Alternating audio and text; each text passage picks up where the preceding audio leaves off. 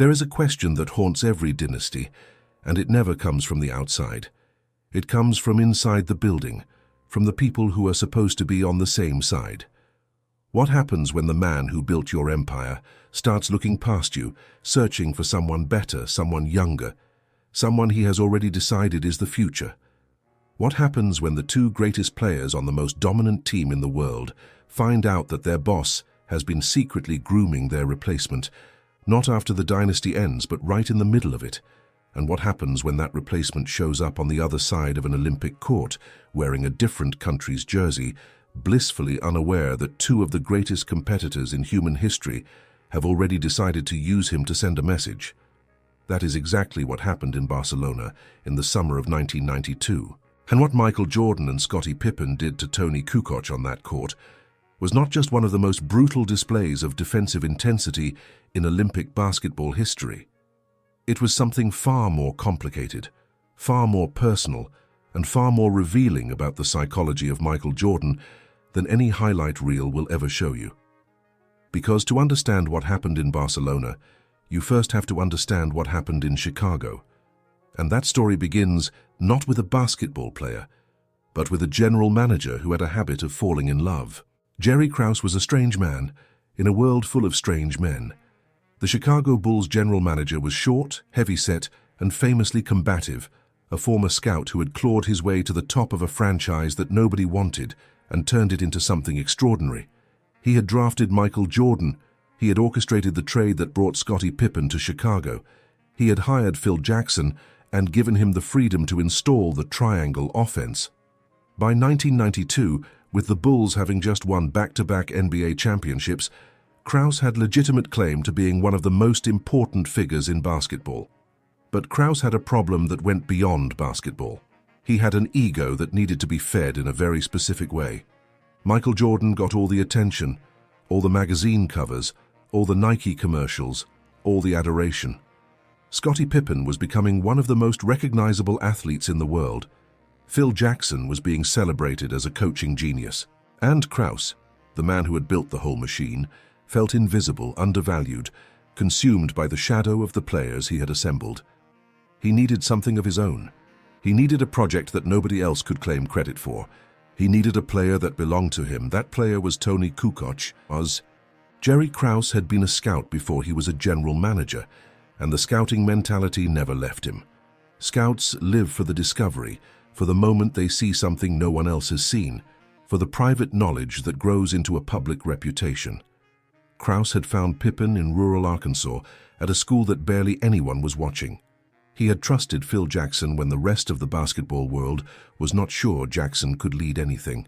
He had bet on Phil's triangle offense when most of the league thought it was too complicated to work at the professional level. Every one of those bets had paid off, and every one of them had made someone else more famous than it had made Jerry Krause. The scouting eye, the organizational intelligence, the personnel philosophy, all of it was absorbed into the glory that surrounded Jordan and Pippen and Jackson, and Krause was left in the background, the architect no one photographed at the ribbon cutting. His obsession with Kukoc was, at its core, the obsession of a man who wanted one discovery that the world would have to acknowledge was his. Not Jordan, not Pippen, not Jackson. His. Born on September 18, 1968 in Split, Croatia, then part of Yugoslavia, Kukoc had grown up to be something the basketball world had never quite seen before.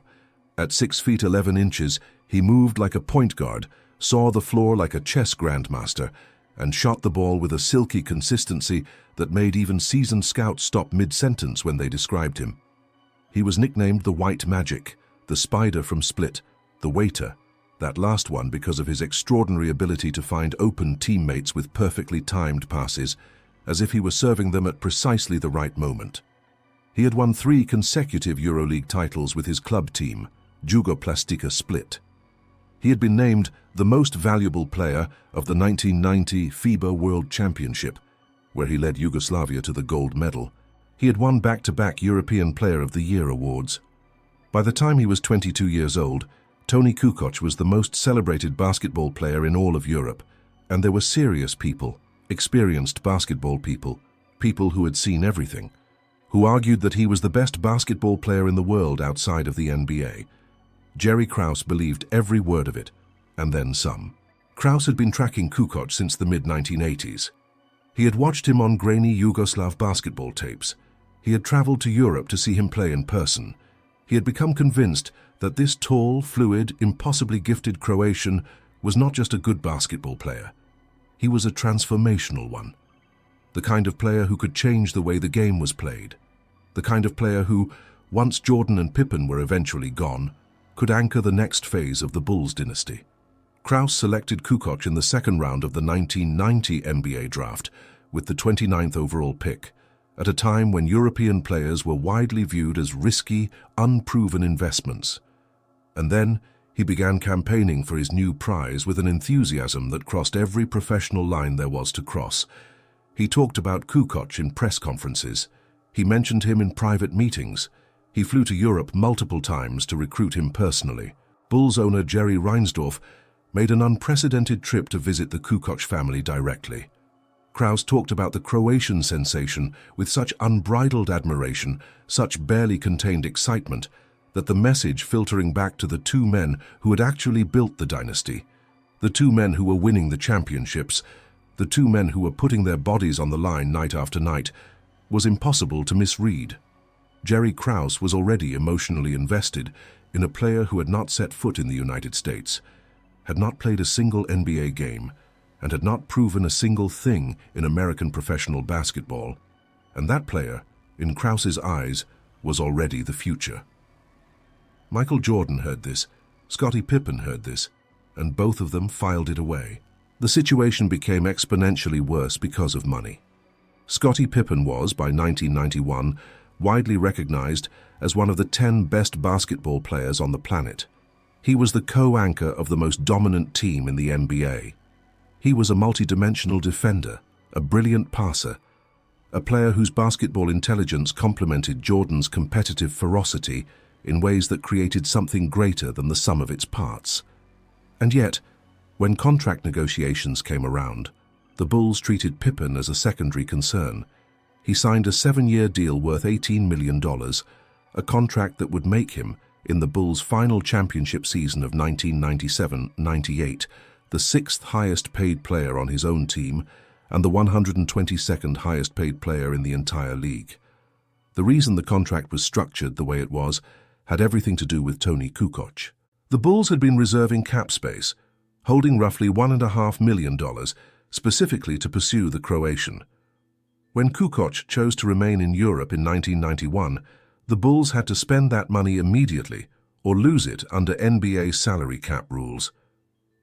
The deadline was the midnight of the day the last game of the 1991 finals was played, so they pressured Pippen to sign during the most vulnerable possible moment, front-loading his deal to absorb the available cap space and locking him into a contract that would underpay him for nearly a decade, all because of a player who had decided, at least for now, to keep playing in Italy. Scottie Pippen had given the Bulls his prime years, helped them win back-to-back championships, and in exchange the front office had sacrificed his financial future to preserve cap flexibility for a 22-year-old from Split. The resentment was not manufactured. It was completely legitimate. Jordan understood all of this.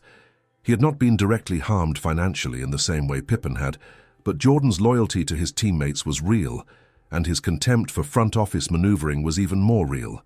He had watched his general manager fly to Europe multiple times to court a player who had never earned anything in the NBA, while the franchise's own cornerstone was being systematically underpaid.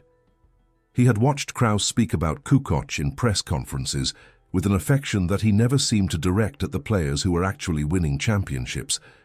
Jordan did not need a personal financial grievance to be angry. The principle was enough. The disrespect was enough. And in the summer of 1992, fate handed him the perfect arena to respond. Professional NBA players were competing in the Olympics for the first time in 1992. The United States assembled what became known simply as the Dream Team, 11 future Hall of Famers plus Christian Lettner, a group so dominant that the basketball world did not even seriously debate whether they might lose. Charles Barkley, Magic Johnson, Larry Bird, Patrick Ewing, John Stockton, Karl Malone, Clyde Drexler, Chris Mullin, Patrick Ewing, and at the center of it all, Michael Jordan and Scottie Pippen. The Dream Team cruised through the group stage of the Barcelona Olympics, winning each game by absurd margins, playing the kind of basketball that made international observers feel simultaneously awestruck and humiliated. And then the schedule came out, and Jordan and Pippen saw something that made both of them go very still. In the group stage, Team USA would face Croatia, Toni Kukoc's Croatia. The conversations that followed in private, among the Dream Team's inner circle, were recalled years later by the men who were present. Magic Johnson remembered what happened on the bus ride to the arena on the day of the Croatia game. He remembered Jordan speaking, and the rest of the Dream Team going quiet. The words were direct. Toni Kukoc, I got him tonight.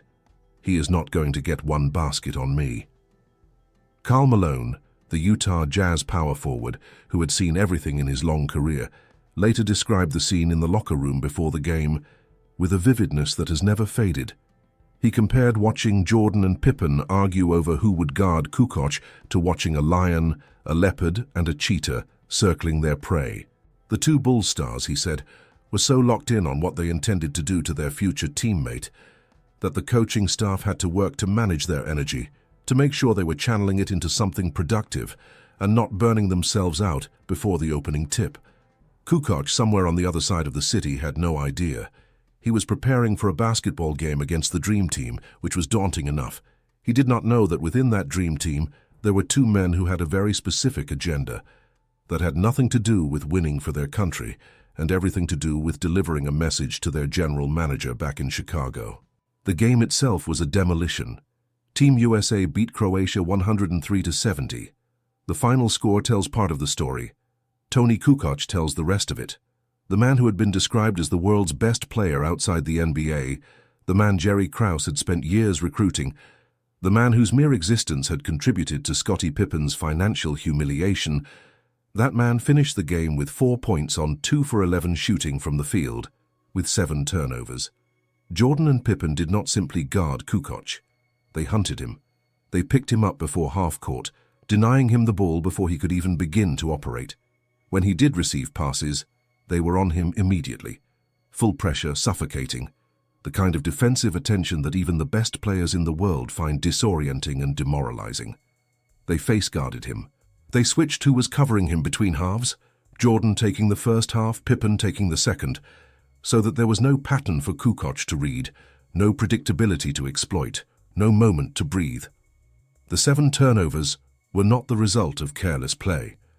They were the result of 2 elite athletes systematically taking a brilliant player and making him doubt every decision he made. Pippen wrote about this game years later in his memoir, with a candor that removed any ambiguity about what had happened. He stated plainly that he and Jordan had set out to make things difficult for Kukoc by hounding him every time he touched the ball. He was explicit that there was nothing personal between him and Kukoc. They did not know each other. Toni Kukoc had done nothing wrong. He was a young Croatian basketball player representing his country at the Olympics. The fury that Jordan and Pippen brought to that game was not directed at Kukoc the person.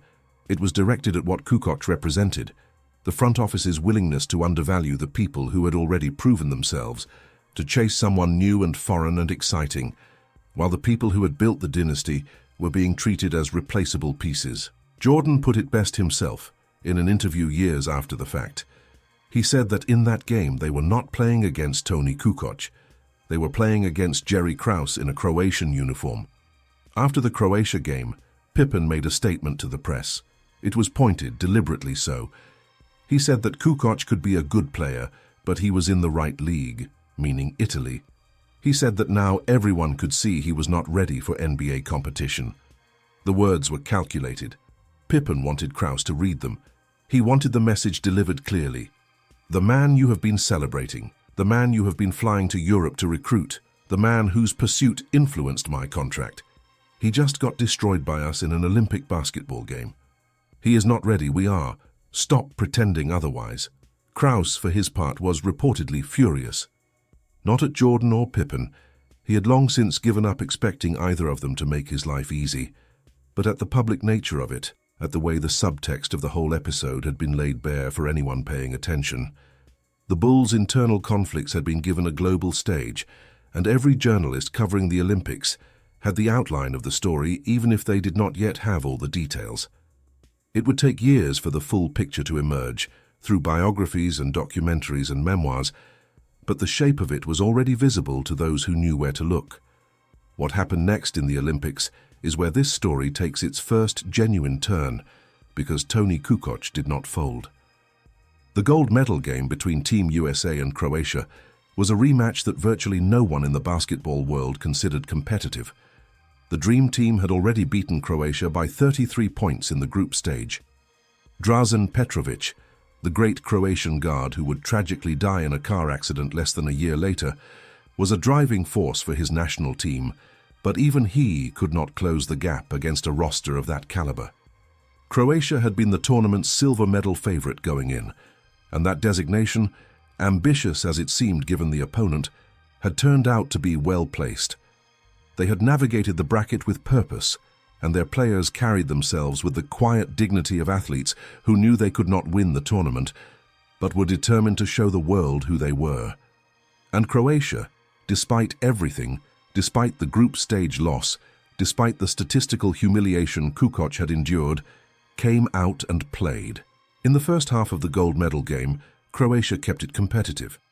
They played with intensity and discipline, and for a stretch in the early going, they were within striking distance in a way that surprised even some of the Dream Team's own players. Toni Kukoc found his rhythm in a way he had been unable to find it in the first meeting. He finished the gold medal game with 16 points, 9 assists, and 5 rebounds. Team USA still won decisively, 117-85. But something had shifted.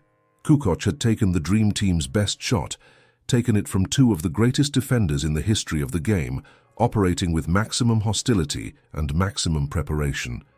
And he had not broken. He had adjusted, responded, and performed at a level that forced acknowledgement.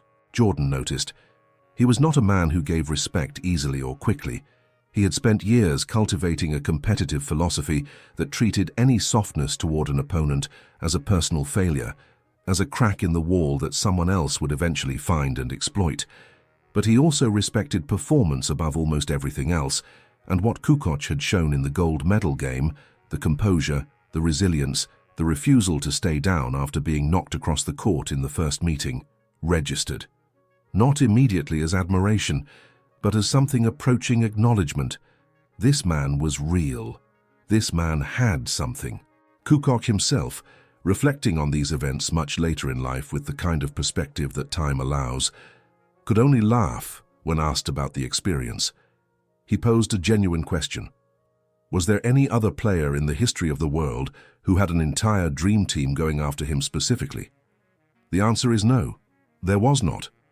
No other player in Olympic basketball history had ever been the personal target of a coordinated campaign by the greatest players America had ever assembled, a campaign driven not by on-court rivalry, but by the politics of a professional franchise thousands of miles away. Kukoc was collateral damage in a war he had not started, fighting against enemies he had not made, representing a cause he had not chosen. He was playing for Croatia at the Olympics, and somehow he had also become the physical embodiment of Jerry Krause's ego, Scottie Pippen's financial grievance, and Michael Jordan's uncompromising insistence that the only way to earn a place in his world was to prove it on the floor. Kukoc joined the Chicago Bulls in the fall of 1993. The timing created its own strange layer of complexity. The city of Chicago had been in mourning since Jordan's retirement announcement in October, and the Bulls were entering an uncertain era without their center of gravity. Michael Jordan had announced his first retirement from basketball in October of that year, shortly after the murder of his father, James Jordan. The man who had made it his mission to test Kukoc would not be there when Kukoc arrived. The target would join the team after the hunter had left the building, and nobody quite knew what the dynamic would be like when the two men eventually shared a roster. The early days were not easy. Kukoc came from a system in Europe where he had been the primary option, the decision-maker, the player around whom everything was built. Now he was arriving on a team, even a Jordan-less team, that had a defined hierarchy, a set culture, expectations built over years of championship basketball. Pippen was the unquestioned leader in Jordan's absence, and Pippen's relationship with Kukoc was freighted with history. Even if the two men had never had a direct confrontation, there was an incident in the 1994 playoffs, an infamous moment in a game against the New York Knicks, when Phil Jackson drew up a final second play designed for Kukoc to take the decisive shot rather than Pippen. Pippen, furious at being bypassed for a player he had publicly questioned, refused to take the court for that final possession. Kukoc hit the shot. The Bulls won the game, though they would lose the series. The moment crystallized everything that was unresolved. The question of whether Kukoc truly belonged, whether Krause had been right or wrong, whether the Olympics had proven something or nothing at all. But time has a way of answering questions that argument never can. Kukoc proved himself through the grinding, unglamorous process of actually doing the work, game by game, practice by practice, season by season. Michael Jordan returned to basketball in 1995, and when he came back, something in his assessment of Kukoc had already been revised. He had watched Kukoc play during his absence. He had seen the resilience that had first shown itself in the gold medal game. And there was something else. In the documentary The Magical Seven, Jordan spoke about his comeback and specifically mentioned looking forward to playing alongside Kukoc, not as an obligation, as genuine anticipation. The man who had made Kukoc's Olympic experience a lesson in suffering was now excited to share a floor with him. What Kukoc became with the Bulls during the second three-peat is one of the most underappreciated stories of that dynasty.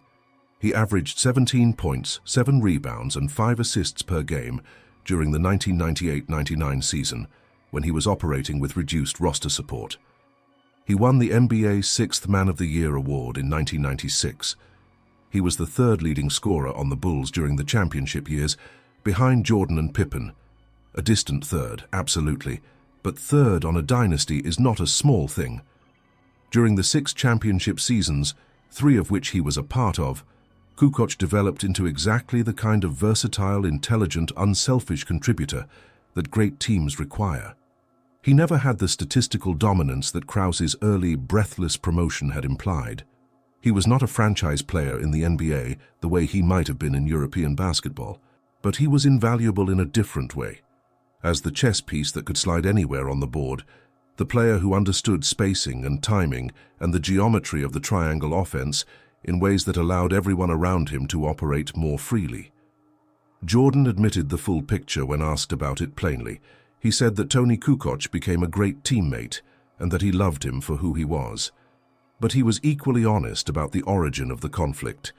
He said that the way Kukoc had been introduced to him and Pippen, through Krause's relentless promotion, through the implications about contracts and cap space and the future, was something he had not appreciated.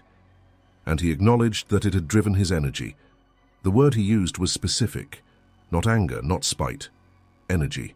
Jordan converted everything into competitive fuel, and Krause's treatment of Kukoc had given him an enormous amount of fuel that he burned in 22 minutes of the most suffocating defensive basketball that an Olympic opponent had ever faced. The story closes in a way that nobody who watched that Croatia game could have predicted. In 2021, Toni Kukoc was inducted into the Naismith Memorial Basketball Hall of Fame. The honor recognized a career that encompassed 3 EuroLeague titles, 3 Olympic medals, 3 Eurobasket gold medals, a FIBA World Championship, an NBA Sixth Man of the Year award, 3 NBA championships, and a legacy as one of the most technically gifted players in the history of European basketball. When Kukoc was asked who he wanted to present him at the Hall of Fame ceremony, the person he wanted standing beside him when his life in basketball was formally celebrated, he chose Michael Jordan. Not Krause, who had first believed in him, not Pippen, with whom he had eventually forged a real friendship. Jordan, the man who had declared on a bus in Barcelona that Kukoc was not going to get one basket on him. The man who had turned that Croatia game into a vehicle for a message about contract negotiations and front office politics. The man who had looked at a 23-year-old Croatian star and decided, before a single minute of play, to dismantle him. Kukoc wanted that man at his side when the basketball world gathered to recognize him, and Jordan accepted. There is something worth sitting with in that choice. It would have been easier and perhaps more emotionally logical, for Kukoc to distance himself from the memory of Barcelona, to let the 1992 Olympics exist as an unpleasant footnote that he had overcome on the way to something greater. Instead, he leaned into it. He understood, with the clarity that only years of reflection allow, that what had happened in that first game had not been a betrayal.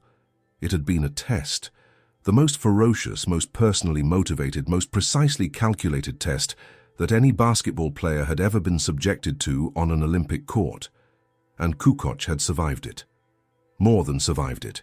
He had answered it, first in the gold medal game, then in years of professional excellence, then in 3 championship rings, then in a Hall of Fame induction ceremony where the man who had once been his tormentor was also the man who vouched for his greatness. Think about what that says about both men. Jordan's competitive ferocity was so complete, so thoroughly integrated into his identity that he could direct it at a player he did not know personally, in a game that had nothing at stake in the traditional sense, and still bring the full force of his will to bear. He was not playing against Toni Kukoc. He was playing against a principle, the principle that the work of real players could be dismissed, that their sacrifices could be set aside, that a front office could fall in love with a stranger, while treating its own champions as afterthoughts. The fact that Kukoc was the one who received the consequences of that rage was genuinely unfair, and both men knew it. Pippen said so explicitly.